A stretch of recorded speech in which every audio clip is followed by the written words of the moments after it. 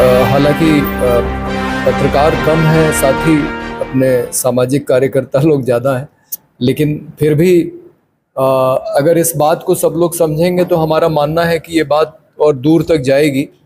और जो साथी सोशल मीडिया पर रिकॉर्ड कर रहे हैं, कृपा करके इस को रिकॉर्ड करके आप ज़्यादा से ज़्यादा लोगों तक पहुंचाइए। तो आज की प्रेस वार्ता के मुख्य वक्ता हैं पवन कुमार शर्मा जी, जो हमारी दाईं तरफ बैठे हैं।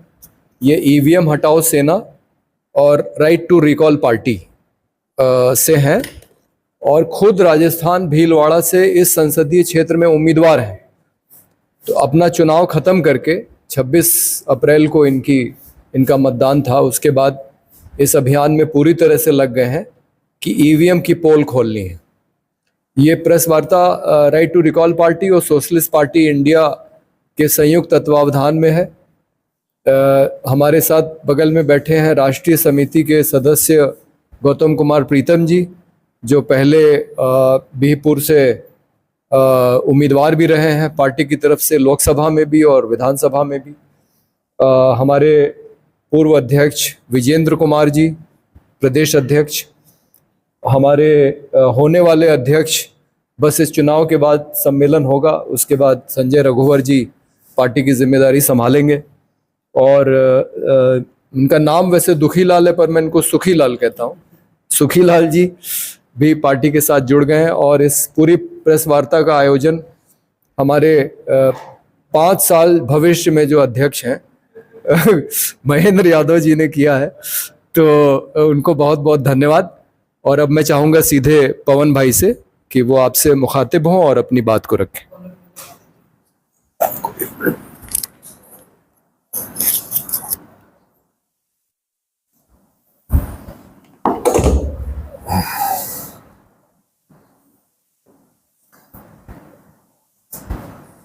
सभी को नमस्कार।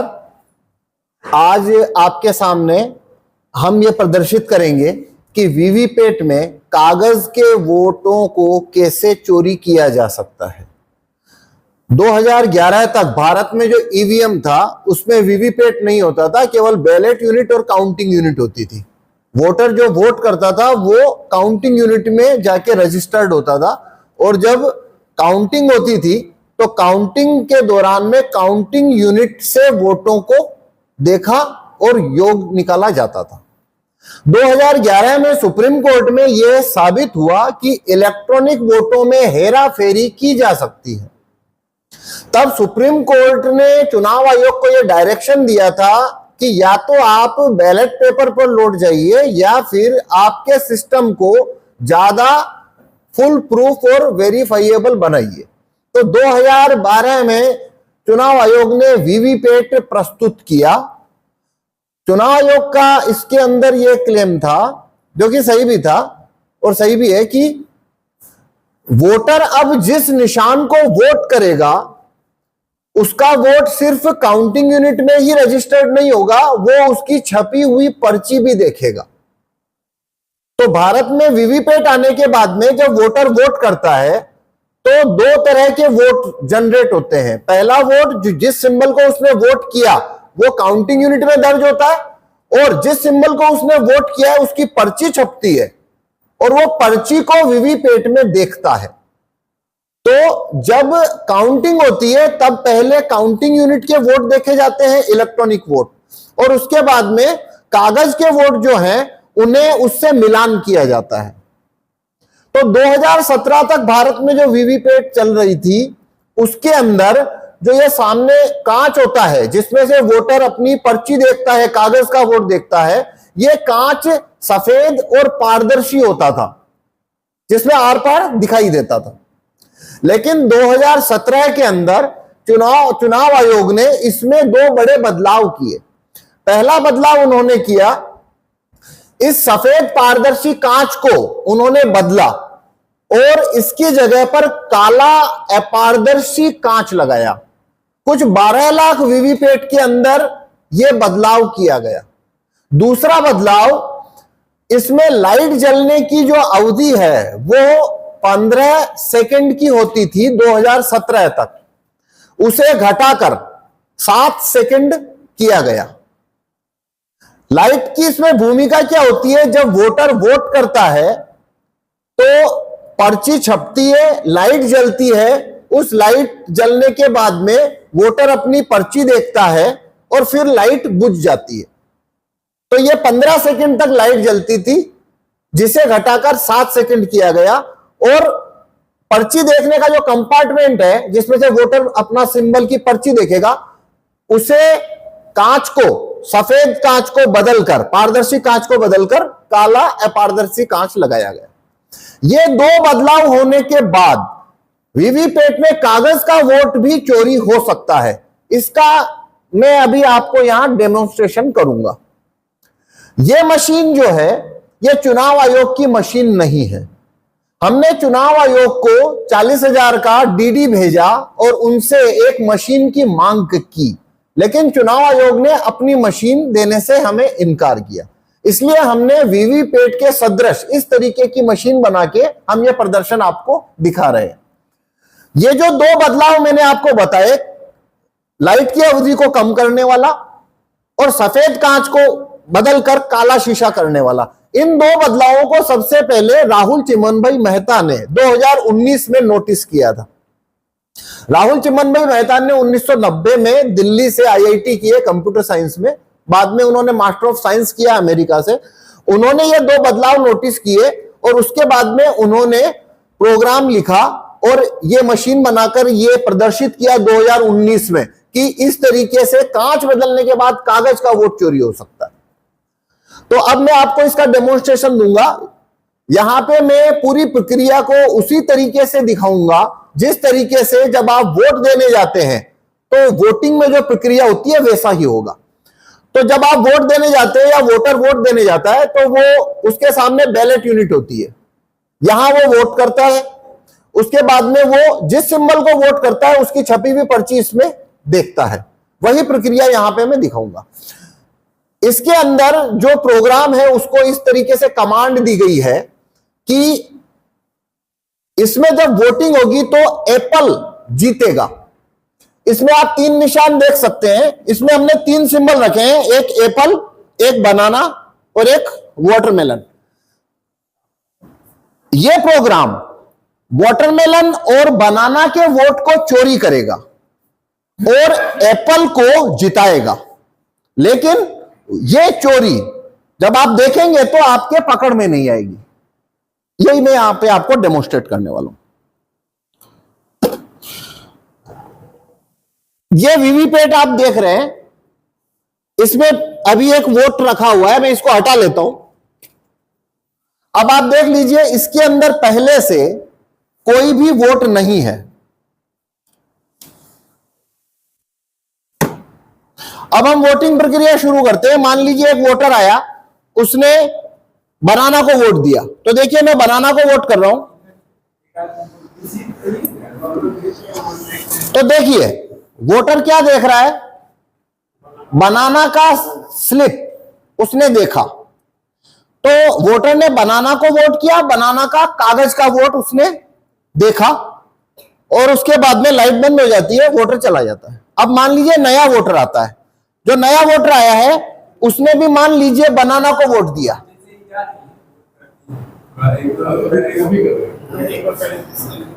तो मान लीजिए बनाना को वोट दिया, तो दूसरे वोटर ने क्या देखा, उसने फिर से बनाना का वोट देखा, उसने भी बनाना को वोट दिया, उसने भी बनाना को वोट दिया। तो 2 वोटर ने बनाना को वोट दिया और दोनों वोटर जा चुके हैं। अब मान लीजिए तीसरा वोटर आता है, तीसरे वोटर ने मान लीजिए वाटरमेलन को वोट करता है वो, तो मैं अब वाटरमेलन को वोट कर रहा हूं। ये देखिए, तो अब देखेंगे हम तीसरा वोटर क्या देख रहा है, वाटरमेलन का उसने वोट देखा, तो वोटर ने जिसको सिंबल को वोट दिया उसी की पर्ची देखी, ये वोटर भी चला गया। अब चौथा वोटर आता है, मान लीजिए चौथा वोटर भी वाटरमेलन को वोट करता है, तो देखिए चौथे वोटर ने क्या देखा, वाटरमेलन, वो भी संतुष्ट हो गया, वो भी चला गया। इस सिलसिले से दिन भर वोटिंग चलती है। वोटर आता है, अपना वोट करता है, जिस सिंबल को वोट दिया उसकी पर्ची देखता है और चला जाता है। काउंटिंग जिस दिन होगी उस दिन ये मशीन को खोला जाएगा, पर मैं अभी खोल के दिखाऊंगा अब आपको ये मशीन।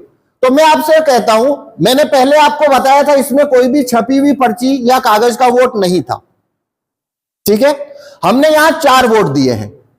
2 मतदाताओं ने बनाना को वोट दिया है और 2 मतदाताओं ने वाटरमेलन को वोट दिया है। तो अंदर से 4 वोट निकलना चाहिए कागज का, 2 बनाना, 2 वाटरमेलन। अब देखिए मैं आपको बताता हूं इसको खोल के, ये देखिए इसमें 2 वोट एप्पल को गया है, 1 बनाना को गया है और 1 वाटरमेलन को गया है। न तो किसी ने एप्पल को वोट किया था, न ही किसी ने एप्पल का छपा हुआ पर्ची देखा था, न ही यहां अंदर पहले से कोई भी वोट मौजूद था। लेकिन यहां पे 4 वोट में चुनाव एप्पल जीत चुका है। आप सभी के कैमरे यहां पे इसको शूट कर रहे हैं, आप सब देख भी रहे हो। क्या आपको मालूम हुआ ये वोट कैसे चोरी हो गया? नहीं सर। जबकि इतनी सारे आंखें देख रही है। असली वोटिंग के दौरान तो वोटर अकेला होता है, वो वोट देता है, जिस सिंबल को वोट देता है उसकी पर्ची देता है, चला जाता है, किसी को नहीं पता उसने किसे वोट दिया। दूसरा वोटर आता है, वो भी बटन दबाता है, सिंबल देखता है, चला, उसे भी किसी को नहीं पता। पर आप सबके सामने मैंने ये प्रदर्शन दिखाया। अब मैं फिर से इसको रिपीट करता हूं। देखिए पहले से अंदर कोई छपी हुई पर्ची नहीं है, देख लीजिए। अब मान लीजिए एक वोटर आता है, वो वाटरमेलन को वोट करता है, उसने वाटरमेलन का वोट दिया, वाटरमेलन के का सिंबल देखा, 7 सेकंड के लिए लाइट जलती है, लाइट बंद हो गई।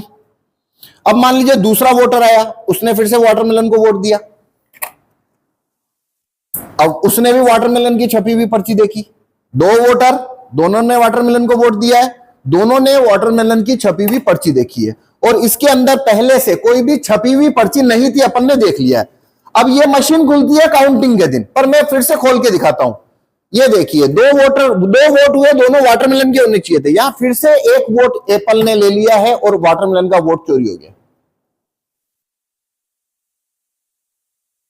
तो ये सब हो कैसे रहा है, वो मैं अब आपको इसका तरीका बताऊंगा। असल में सारा जो ये जादू है वो इस कांच से होता है। ये जो कांच है, ये ब्लैक कांच यदि मैं हटा दूं, ये पहले वाला वीवीपैट है जो 2017 में हुआ था। अब यदि ये कांच ब्लैक नहीं होगा, अब आप इसमें देख पाएंगे कि ये कागज का वोट कैसे चोरी हो रहा था। तो देखिए पहले से अंदर कोई छपी हुई पर्ची नहीं है। अब मैं वोटिंग रिपीट करूंगा और अब आपको समझ आएगा ये वोट की चोरी कैसे कर रहा है। ये मान लीजिए अभी काला कांच है, हमने बनाना को वोट दिया, वोटर ने बनाना की पर्ची देखी, लाइट बंद हो जाएगी, उसके बाद में वोटर यहां से चला गया। अब नया वोटर आया, तो देखिए नए वोटर को क्या दिख रहा है? कुछ भी नहीं। अब देखिए मैं कांच हटा देता हूं और व्हाइट कर देता हूं। अब देखिए वोटर को क्या दिख रहा है? बनाना दिख रहा है। अंदर एक वोट रखा हुआ है, पर लाइट बंद होने के बाद में वो, अगर कांच काला है तो वो वोट जो रखा है वो दिखाई नहीं देता, पर कांच यदि सफेद हो तो वो वोट दिखाई देता है। तो यदि कांच काला है तो जब नया वोटर आएगा उसे कुछ भी नहीं दिख रहा है, इसलिए वो वोट करेगा।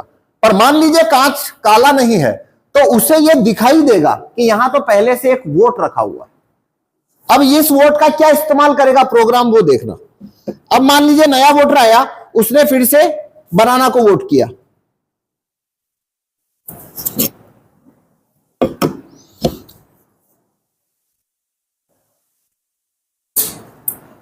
तो इस वोटर ने भी बनाना की पर्ची देखी। पर असली बात क्या है, ये वही पर्ची है, ये वही पर्ची है जो पुराने वोटर को दिखाई थी, वही वाली पर्ची है। और लाइट बंद करने के बाद में अब ये एप्पल छापेगा, ये इसने एप्पल छाप लिया। तो प्रोग्राम ने क्या किया, एक वोटर आया, उसने जब वोट दिया तो उसने लाइट जलाई और उसे बनाना की पर्ची दिखाई छाप के। पर चूंकि उसको बनाना का वोट चोरी करना है, इसलिए प्रोग्राम ने पर्ची को पूरी तरह से काटा नहीं, उसने उसको रख लिया, वो लाइट बुझा दी, और कांच काला होने के कारण नए वोटर को पता नहीं है कि उसके पास पर्ची पड़ी है। जब नया वोटर आया और उसने भी यदि बनाना को वोट दिया है तो उसने वही पर्ची लाइट जलाकर फिर से दिखा दी और फिर लाइट बंद करके उसने एप्पल छाप लिया। तो एक वोट उसने दो लोगों को दिखाया और लाइट बुझाकर एप्पल छापा। इस तरीके से कागज के वोटों में जब भी दो वोट एक साथ आएगा, यदि दो लोगों ने एक साथ एक सीक्वेंस में वोट दिया है तो वो एक वोट की चोरी करेगा। यदि दो वोट रिपीट नहीं हो रहा है तो वोट चोरी नहीं होगा। मान लीजिए किसी ने बनाना को वोट दिया तो वो बनाना की पर्ची छापेगा, पर उसके बाद अगला वोटर अगर एप्पल का आ गया है या वाटरमेलन का आ गया है तो उसके पास वाटरमेलन की पर्ची नहीं है, इसलिए उसको वाटरमेलन की पर्ची छापनी पड़ेगी। पर जब भी दो वोट एक साथ रहेंगे वो वोट की चोरी कर लेगा। अब प्रश्न है कि 2 या 2 से ज्यादा, हाँ, 2 या 2 से ज्यादा, 4 वोट आएंगे तब भी 2 वोट की चोरी कर लेगा, क्योंकि वो वही पर्ची 4 लोगों को दिखा सकता है, एक ही पर्ची को 4 लोगों को दिखा देगा। अब ये इसमें कमांड कब भेजी जाती है कि अमुक सीट के ऊपर वोटों की चोरी करनी है। तो देखिए, ये फॉर्म 7A इसे बोलते हैं। यह है अंतिम प्रत्याशियों की सूची।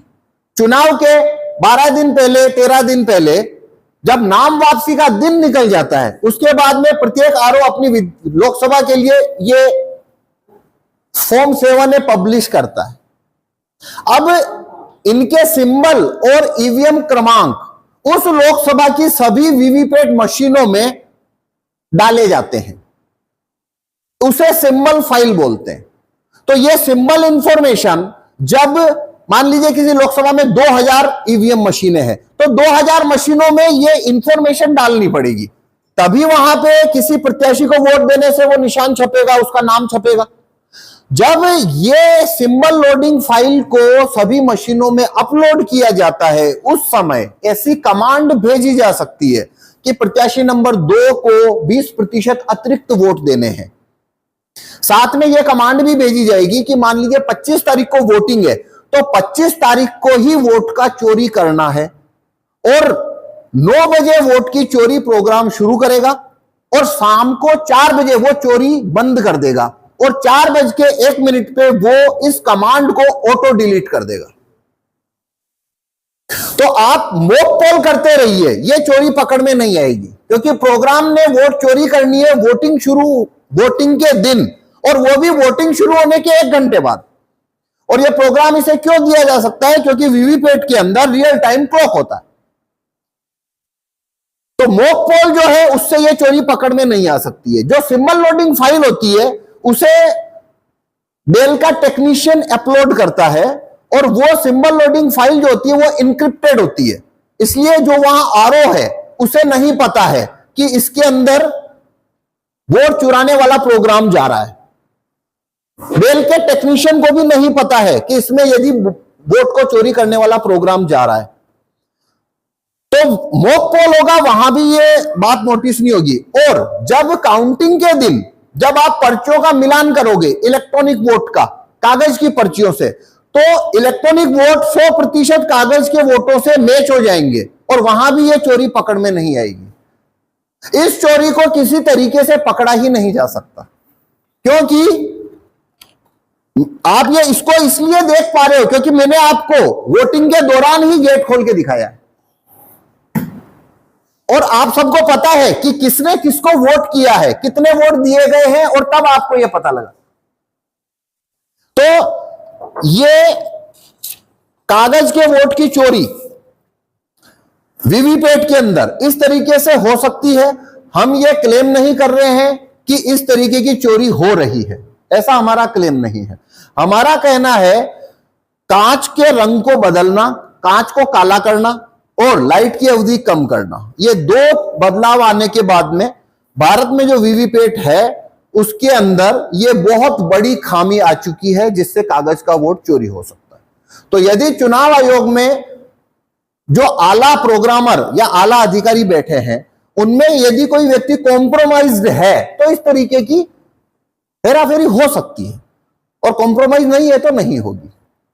अब एक प्रश्न आता है सामने कि यह चुनाव आयोग की मशीन नहीं है, इसलिए इसके अंदर जो डेमोन्स्ट्रेशन हम दे रहे हैं वो चुनाव आयोग की मशीन में नहीं, वैसी धांधली नहीं होगी।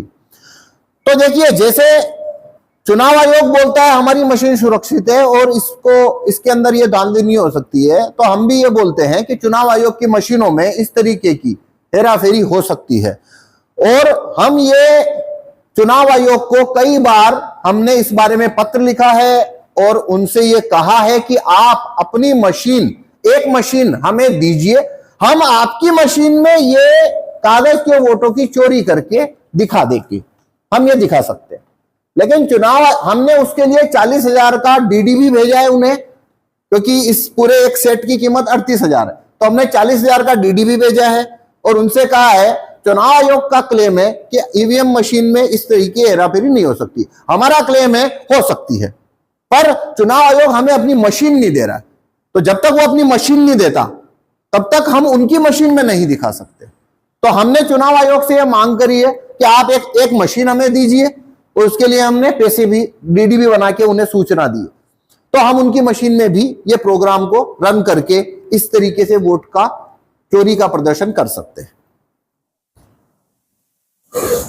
ठीक।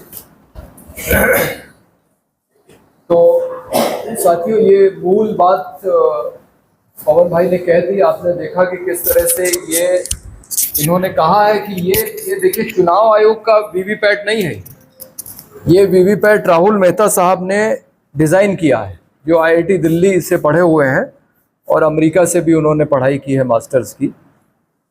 हम सिर्फ ये दिखा रहे हैं कि अगर कोई करना चाहे तो ईवीएम से हेराफेरी कर सकता है, जैसा इन्होंने दिखाया। अब देखिए, इसमें 3 चीज़ें हैं ईवीएम में। एक कंट्रोल यूनिट है जो यहाँ इनका लैपटॉप है, एक बैलेट यूनिट है जिसपे आप बटन दबाते हैं, और ये वीवीपैट है। ये चुनाव से बहुत पहले भेजा जाता है जिलों पे, रैंडमली सेलेक्ट करके। तो जब भेजा जाता है तब नहीं मालूम होता है कि कौन से उम्मीदवार हैं और किस क्रम में उनके नाम लिखे जाएंगे, इसलिए उस समय हेराफेरी नहीं होती है। ये जब जिले पे आ जाता है, और इस पे तो देखिए हाथ से चिपकाया जाता है जो भी नाम और सिंबल है, इसमें फिर कोई कंप्यूटर नहीं लगता है बाहर का, और इसमें भी नहीं लगता है जो कंट्रोल यूनिट है। लेकिन एक इंजीनियर आता है, BEL भारत इलेक्ट्रॉनिक लिमिटेड या electronic corporation of India limited, जो 2 कंपनियां हैं सरकारी जो ये बनाती हैं। जब उम्मीदवारों की लिस्ट फाइनल हो जाती है, जो पवन भाई ने दिखाया, तो ये जानकारी जिला निर्वाचन अधिकारी उस इंजीनियर को देता है, वो उसको अपने लैपटॉप में टाइप करता है सिंबल के साथ, और फिर एक सिंबल लोडिंग यूनिट के साथ उसको वीवीपैट में सिर्फ लोड करता है, वीवीपैट में, ये जो मशीन।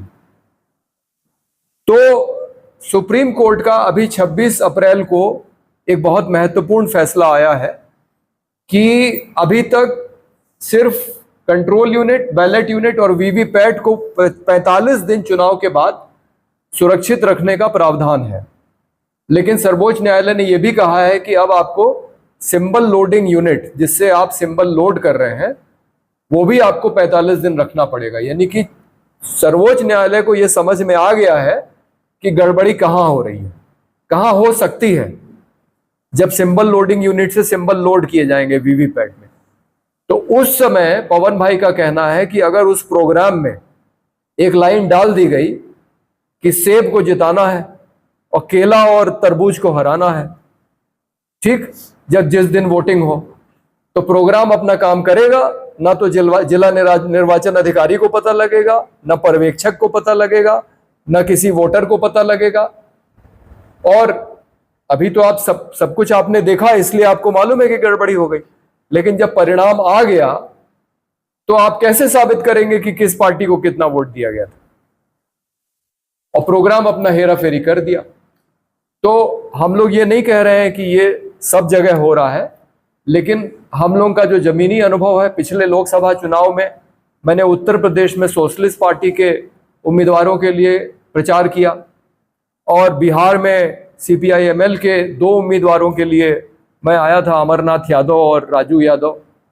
और उत्तर प्रदेश और बिहार में स्थिति ये थी जमीनी स्तर की कि उत्तर प्रदेश में कहा जा रहा था कि समाजवादी पार्टी का गठबंधन जीतेगा और यहाँ पे कहा जा रहा था कि राष्ट्रीय जनता दल का गठबंधन जीतेगा। ठीक, लेकिन परिणाम क्या आया सबको मालूम है। भारतीय जनता पार्टी के उम्मीदवार 1-1 लाख के वोट से जीत गए, जो हमने पहले कभी सुना ही नहीं था। कहीं रामविलास पासवान जी रिकॉर्ड मार्जिन से जीते, वो कहीं कहीं होता था, लेकिन साधारण उम्मीदवार जो प्रचार करने भी नहीं निकले 1-1 लाख के मार्जिन से जीते। तो हम लोगों का मानना है कि 2019 का चुनाव ईवीएम से हेराफेरी करके जीता गया और उत्तर प्रदेश का 2022 का विधानसभा चुनाव भी हम लोगों को जमीनी स्तर पे पूरा जानकारी मिल रही थी कि अखिलेश यादव की सरकार बन रही है, लेकिन आपने देखा किस तरह से योगी आदित्यनाथ फिर से जीत गए। तो ये सब जगह नहीं किया जाता है, लेकिन जहां पे अगर कोई दल चाहे, खास करके शासक दल, उसको लगता है कि उसके उम्मीदवार कम मतों के अंतर से हार सकते हैं, कांटे की लड़ाई है, वैसे चुनाव क्षेत्रों में इस तरह की हेराफेरी की जा सकती है। सब जगह नहीं किया जाएगा, क्योंकि ये सवाल आएगा कि फिर पंजाब में कैसे जीत गई आम आदमी पार्टी और बंगाल में तृणमूल कांग्रेस कैसे जीत गया। तो सब जगह नहीं कर सकते, क्योंकि इसमें अधिकारियों की भी मतलब ये उससे अलग विषय है कि जो जिलाधिकारी होते हैं, जो पुलिस अधीक्षक होते हैं और जो पर्यवेक्षक वगैरह होते हैं, उनकी भी भूमिका कई बार होती है। आपने सुना ही होगा कि हारते हुए उम्मीदवारों को जिता देते हैं। तो ये सारे पहलू हैं, लेकिन हम लोगों की मांग ये है कि इस मशीन पे हमको भरोसा नहीं है। सोशलिस्ट पार्टी ने इस चुनाव के समय एक अभियान चलाया हुआ है और उत्तर प्रदेश से हमारे 71 कार्यकर्ता अलग अलग चुनाव क्षेत्रों में मतदान के दिन अगले 3 चरणों में 7 मई, 13 मई और 20 मई को पोलिंग बूथ के अंदर जाएंगे और कहेंगे कि हमको आप मत पत्र दीजिए। और अगर वो मत पत्र नहीं देंगे तो हम कहेंगे हमें आपकी मशीन पे भरोसा नहीं है और हम बिना वोट दिए बाहर जा रहे हैं। ये सत्याग्रह का कार्यक्रम सोशलिस्ट पार्टी इंडिया ने लिया है और हमने 71 लोगों के नाम, पते, मतदान केंद्र, विधानसभा, लोकसभा के साथ पूरी जानकारी चुनाव आयोग को पहले ही भेज दी है कि आप हमारे लिए अमुक तारीख को जब हम वोट डालने जाएंगे हमारे मतदान केंद्र पे हमको मत पत्र उपलब्ध कराइए। अगर आप मत पत्र उपलब्ध नहीं कराएंगे तो हम बिना वोट डाले बाहर आ जाएंगे, हमको आपकी मशीन पे भरोसा नहीं है। अब सर्वोच्च न्यायालय कहता है कि अरे मत पत्र को कैसे वापस ले आएंगे, क्योंकि उस जमाने में क्या होता था हम लोगों ने देखा है कि वोट, फर्जी वोट डाल दिए जाते थे, मत पेटी बदल दी जाती थी। लेकिन हम लोगों का कहना है कि अब कैमरे का जमाना है, तो कैमरे से अगर चंडीगढ़ की तरह महापौर के चुनाव में अगर कोई हेराफेरी की जा रही होगी, वो कैमरे में आप पकड़ सकते हैं। इस डब्बे के अंदर जो हेराफेरी हो रही है वो आपके कैमरे नहीं पकड़ सकते। आपने अभी देखा, अगर पवन भाई दरवाजा खोल के नहीं दिखाते कि अंदर क्या हो रहा है तो आपके कैमरे नहीं पकड़ पाते कि क्या हो रहा है। लेकिन अगर बैलेट पेपर में कोई गड़बड़ी कर रहा होता, बैलेट बॉक्स में, तो वो पकड़ा जाता। और मतपत्र में गड़बड़ी करने के लिए आपको हर एक बूथ पे गड़बड़ी करनी पड़ेगी। और इसमें तो एक जिले पे बैठ के एक प्रोग्रामर कंप्यूटर में प्रोग्राम डाल देगा, वीवीपैट में डाल देगा कुछ, और पूरे संसदीय क्षेत्र में एक साथ गड़बड़ी हो जाएगी, किसी को पता ही नहीं लगेगा। इसलिए हम लोग का कहना है कि सभी विकल्पों में मतपत्र ही ऐसा विकल्प है जिसमें सबसे कम गड़बड़ी होने की संभावना है। उसमें भी गड़बड़ी हो सकती है, बूथ लूटे जाते थे, लेकिन अब वो संभावना कम है क्योंकि कैमरों का युग है। अब आप देख सकते हैं कि कौन कौन कहां गड़बड़ी कर रहा है। तो बस हम लोगों का कहना है कि ईवीएम को हटाया जाए, मतपत्र को लाया जाए, और जब तक ये नहीं होगा, सर्वोच्च न्यायालय आज की तारीख में मानने को तैयार नहीं है, चुनाव आयोग आज की तारीख में मानने को तैयार नहीं है। लेकिन ऐसा नहीं है कि बैलेट पेपर नहीं छपते हैं। आप 85 साल से ऊपर वालों के लिए तो आप छापते ही हैं मतपत्र, और जो सरकारी कर्मचारी अपने बूथ पे वोट देने नहीं जा पाता है उसके लिए भी छापते हैं आप। तो आप हमारे लिए भी छापिए अगर हम मांग रहे हैं। और हमारा अंदाजा ये है, जो जमीनी स्तर पे मेरी लोगों से बातचीत होती है, कि अगर ये विकल्प दे दे चुनाव आयोग कि आप मशीन से वोट डालना चाहें तो उससे डालें या मतपत्र से डालें, तो आधे से ज्यादा लोग जो है वो मत पत्र से ही डालेंगे। मुझे उत्तर प्रदेश के अनपढ़ ग्रामीण कहते हैं कि भैया जी इसमें तो पता ही नहीं लगता कि कहां बटन दबा रहे हैं, हमारा वोट कहां जा रहा है। और दो लोग तो मेरी जानकारी में है। एक अनपढ़ दलित सीतापुर जिले के एक गांव का है, वो कहता है कि मैंने हाथी का बटन दबाया था, हमें दिखाई पड़ा कमल। और इसके विपरीत एक आईएएस अधिकारी है अनीस अंसारी, जो अब कांग्रेस पार्टी से जुड़े हुए हैं, जो उत्तर प्रदेश में उत्पादन आयुक्त के पद से रिटायर हुए, कृषि उत्पादन आयुक्त, जो नंबर 2 पद होता है उत्तर प्रदेश में मुख्य सचिव के बाद। उनका भी यही कहना है कि हमने बटन कुछ और दबाया था और हमें कमल दिखाई पड़ा वहां। लेकिन इस तरह की शिकायतों की पुष्टि नहीं हो सकती, क्योंकि आपने क्या बटन दबाया था और आपने क्या देखा, ये आप कैसे साबित करेंगे बाद में? क्योंकि आपको कोई प्रमाण तो दिया नहीं जा रहा है कि आप क्या बटन दबा रहे हैं और आप क्या देख रहे हैं। तो इसमें बहुत हेराफेरी की संभावना है। चुनाव आयोग इसको गंभीरता से नहीं ले रहा है और हम लोग ये मुद्दा उठाना। अब आप बताइए 2017 में काला कांच लगाने की जरूरत क्या थी?